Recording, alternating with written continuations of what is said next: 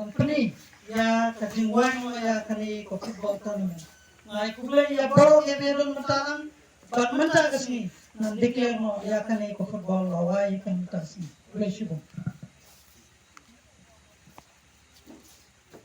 Ka Meghalaya People's United Front MPUF Riboy District mentaka sngi ka at potrik unai tung kelayo pan sedang no ya kelempung yelaka ya ka balatip kum ke inter village knockout football tournament arjar arpuar ya kate kelempung yelaka football lawan Pyrda da uba dapoi 1 mi lalu ubadai president jong ke MPUF sengkimi ha ka jingdon rengkat uba mainlip lathong finance secretary MPUF sengkimi usamla Jackson Sotun president ke MPUF Riboy District usamla Shining Kinta finance secretary CRO Umsing zone orang Baksinong ka Pahambir lom uba testing maring lembat kidekot jong kaseng MPUF Riboy District. Ha kasni sedang jong kate lempung football laya kun ningkong hapeng kamayong persya ya ka Pahambir lom bat kamayong kalala ban pelim no ya ka Pahambir lom dan riugul non. Kikinhon kibawanya simenta ha kate lempung kilong arp sautuli bat kasong pisa ha kate lempung kalong arpo hajar tingga ya kibajob bat sipo hajar tingga ya kibawan baar.